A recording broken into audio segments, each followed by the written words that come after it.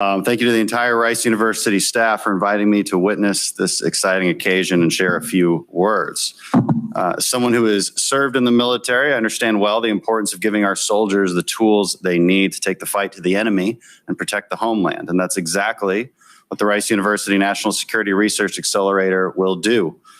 Innovation is a key theme in the famous SEAL ethos. We expect it. We demand it. We also have strong opinions, as was pointed out earlier. Sometimes we also just come up with fancy names for stuff that already exists. For instance, when we got the new all-terrain vehicles back in 2008, your typical Kawasaki that you can buy anywhere, we called them LTATVs, light tactical all-terrain vehicles. Sometimes that counts as innovation too. But if you look at our military history since 9/11, you see a vastly different force than we started with as we took to the mountains of Afghanistan and the streets of Iraq. We started with Gulf War air uniforms and kits. Most soldiers didn't have body armor or a plate carrier to put it in. Our helmets were large and clunky like stormtroopers. Now, working with the private sector, our combat uniforms are better, our soldiers are better protected, and our helmets are lighter and stronger. More importantly, we look cooler. You guys can laugh. My God, come on. Jeez, this is a stuffy group. It's not the Navy. It's exactly. Yeah, you nailed it. We're not going to bash the Army too much today. A little. Our soldiers in Baghdad used to drive around with no doors on their Humvees. It was breezy, but also quite dangerous. Then a couple of years, we developed and manufactured MRAPs, which saved countless lives. In Vietnam, we had no training for tactical battlefield care. Soldiers didn't carry tourniquets. The vast majority of deaths could have been prevented with a simple tourniquet. Now we save countless lives with this simple but effective training. The first SEALs, or underwater demolition teams, painted black marks on their bodies so they could use themselves as measuring sticks to estimate water depth for hydro reconnaissance surveys of enemy beaches. Needless to say, we don't do that anymore. The primary mission for SEALs is direct action, wherein we bust through a door and systematically clear it of bad guys in a very nice way. Now, in case we want to, we have drones that we can deploy that have weapons on them and can clear it for us.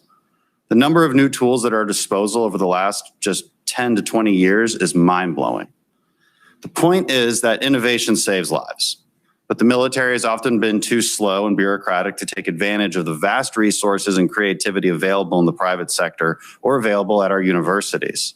And this partnership will help change that. The Army Futures Command recreates the system of conceptualizing, testing, acquiring, and maintaining new combat systems through a more streamlined, collaborative process.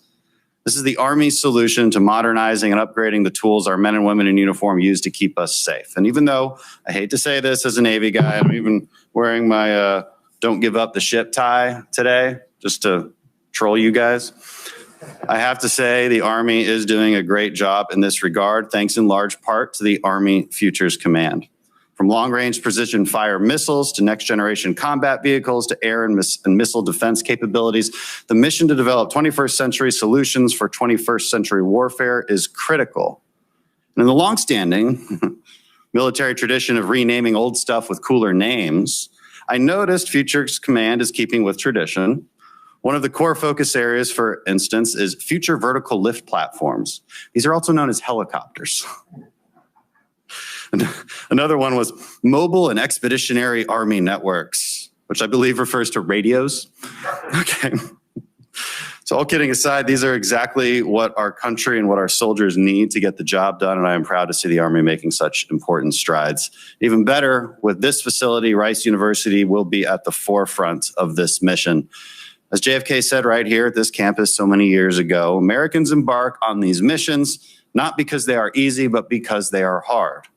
That spirit of innovation, entrepreneurship, and adventure is at the heart of this exciting project. I'm very proud to be here to participate in this ribbon cutting ceremony for what is sure to be the site of the next breakthrough in military technology, and I cannot wait to see the fruits of the brilliant minds here at Rice. Thank you all very much.